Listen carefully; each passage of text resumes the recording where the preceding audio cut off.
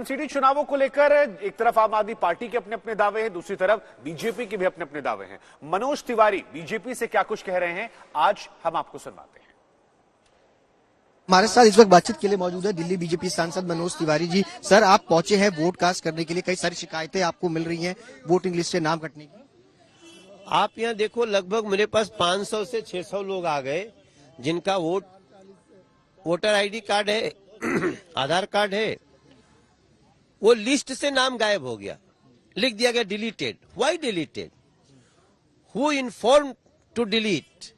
किसने कहा कि हमारा वोट काट दीजिए? किसी ने नहीं कहा, सब लोग खड़े हैं यहाँ पे। तो ये, और वो सारे भारतीय जनता पार्टी समर्थक वोट हैं। तो क्या भारतीय जनता पार्टी समर्थक वोट या पता चले कि ये लोग इनके समर्थन करते हैं तो आप उसको वोट काटने से ही हटा दोगे? किसने काटे वोट? कौन? ये काम दिल्ली सरकार का है। वोट काटना, जोड़ना, ये होता है दिल्ली सरकार का काम। लेकिन आदमी वोट कटवाता है ना, एक जगह पे, अगर हमारा 1 से 2 जगह पे वोट है तो हम उसको कटवा सकते हैं। लेकिन वो हम देंगे ना, जो वोटर है वो कहेगा जी हम यहाँ से शिफ्ट हो गए हैं, अब हम गुजरात चले गए हैं, अब हम बिहार चले गए हैं, हमारा वोट यहाँ बनाइए, तो ये कर सकता है। लेकिन न इन्फॉर्म किया न कुछ किया, आप कैसे काट सकते हैं? उसके हाथ में वोटर आईडी कार्ड है। इसके अलावा सवाल ये है, मुख्यमंत्री अरविंद केजरीवाल ने कहा है कि कट्टर ईमानदार सरकार जो है वो चुन करके भेजें। नहीं, ईमानदार ही चुन के भेजना चाहिए। लेकिन आजकल ये अरविंद केजरीवाल कट्टर बेईमानों के, कट्टर भ्रष्टाचारियों के सरदार हैं। आप देखिए यहाँ पे इनकी बात सुनिए ना, जिनके वोट काट दिए। इलेक्शन कमीशन से आप इसकी शिकायत करेंगे? हमने अभी विजय देव को फोन किया अभी, और मुझे लगता है कि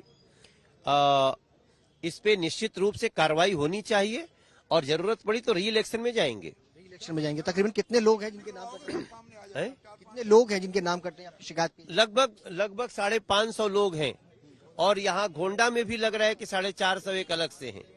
तो ये सारी चीजों का हमें संज्ञान लेना है। तो मनोज तिवारी को आप सुन रहे थे, जो यहां पर आम आदमी पार्टी पर आरोप लगा रहे थे। इधर हमारे सहयोगी ने इन तमाम सवालों को लेकर दिल्ली के डिप्टी सीएम मनीष सिसोदिया से भी सवाल पूछे, वो बातचीत भी हम आपको सुनवाते हैं।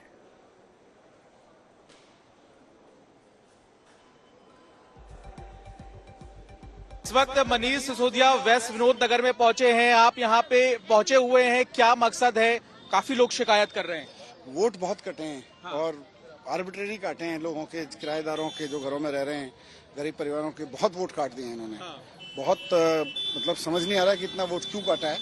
आपका वोट है यहाँ पर? मेरा वोट है यहाँ पे, पर इस बार काट दिया मेरा वोट। कितने सालों से यहाँ पे? मैं यहाँ पे 15 साल से हूँ यहाँ पे, 10-15 साल से। यहाँ पे कह रहे हैं कि जो पिछले 40 साल से या 15 साल से यहीं रह रहे हैं उनके वोट कटे, तो ये क्या माजरा क्या है? ये तो कोई कॉन्स्पिरेसी हुई है, छांट के वोट काटे गए हैं।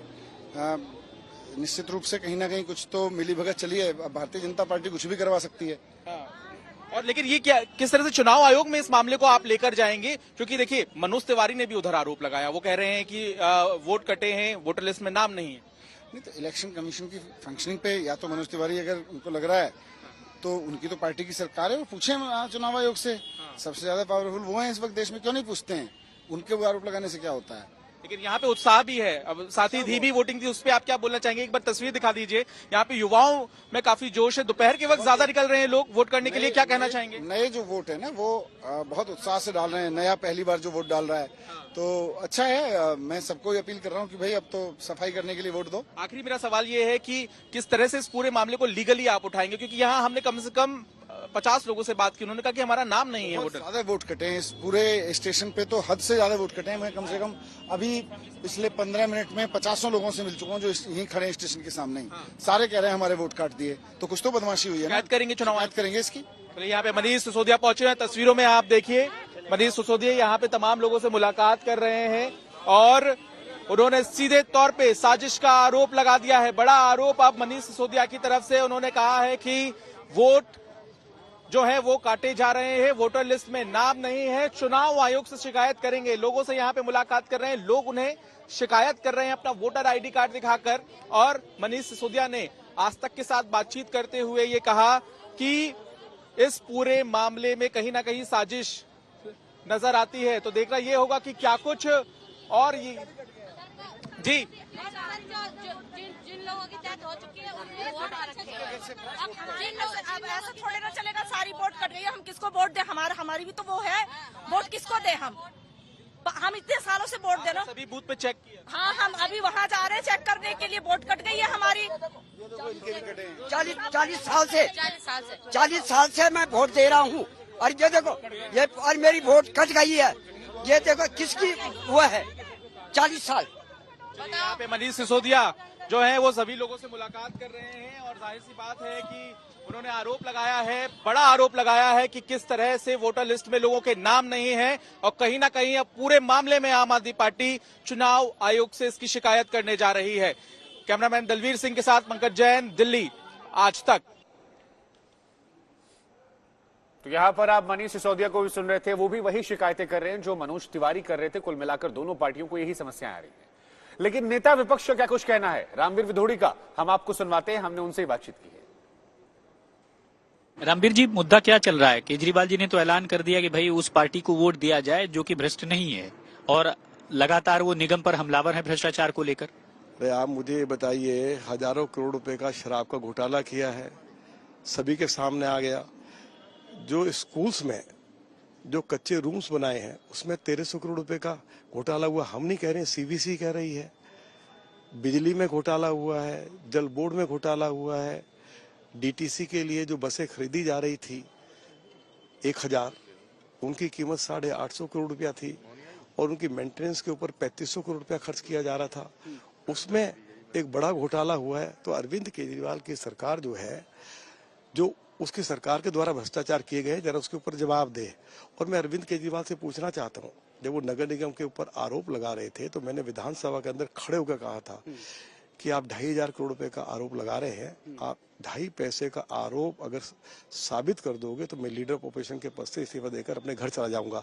तो उन्होंने क्यों नहीं बताया कि नगर निगम ने क्या भ्रष्टाचार किया है? 8 साल में आप मुझे बताओ, उन्होंने दिल्ली को क्या दिया है?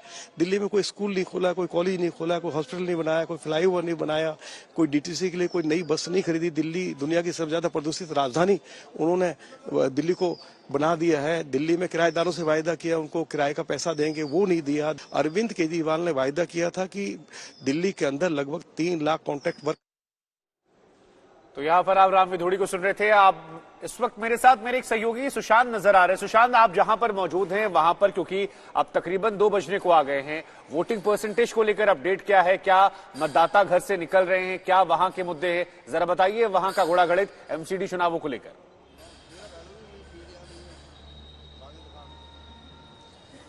देखिए शुभांकर, मैं बता दूं कि काफी स्लो वोटिंग इस वक्त दिल्ली के टर्नआउट में जो है वो देखने को मिल रही है। लगभग अब तक अगर कहा जाए तो 18 से 19% मतदान ही जो है वो दिल्ली के अंदर हुआ है। लेकिन मैं आपको बता दूं कि नॉर्थ ईस्ट दिल्ली, जो कि अगर कहा जाए तो काफी ज्यादा सेंसिटिव एरिया में माना जाता है, लेकिन इस बार अगर देखा जाए जब शाम के वक्त 5:30-6 बजे के आसपास पूरी तरीके से टर्नआउट आएगा कि सबसे ज्यादा वोटिंग अगर किस दिल्ली के पार्ट में हुई है तो सबसे ज्यादा नॉर्थ ईस्ट दिल्ली का हिस्सा ही जो है वो नजर आएगा, जहां पर लोग बढ़ चढ़ करके वोटिंग करने के लिए आगे जो है वो दिखाई दे रहे हैं। सुबह 7 बजे से ही नॉर्थ ईस्ट दिल्ली के कई सारे पोलिंग बूथ पर बड़ी संख्या में भीड़ जो है वो देखने को मिली है, और लगातार लोग बाग जो है वो वोटिंग करने के लिए पहुंच रहे हैं। हालांकि दोपहर का वक्त है, अब धीरे धीरे करके एक बार फिर से वोटिंग का टर्नआउट जो है वो तेज होगा। लोग बड़ी संख्या के अंदर जो है वो वोट करने के लिए यहाँ पर पहुंचेंगे। हमारी मौजूदगी इस वक्त गोकुलपुरी के अंदर है। ये 2020 में अगर कहा जाए तो काफी सेंसिटिव हुआ था, क्योंकि यहाँ पर हिंसाएं जो है वो हुई थी, और जिसके बाद अगर देखा जाए तो पहला मतदान जो है इस इलाके के अंदर हो रहा है। और ऐसे में अगर आपको तस्वीर पीछे दिखाऊंगा कि बड़ी संख्या में जो लोग हैं वो धीरे धीरे करके जो है वो यहाँ से वोटिंग सेंटर पर जो है वो पहुंच रहे हैं, वोटिंग दे करके जो है वो आए हैं। हमारे साथ कई सारे लोग हैं जो कि वोट डाल करके आए। वोट डाला सर आप? हाँ सर, मैंने वोट डाला। ये देखिए आप जी।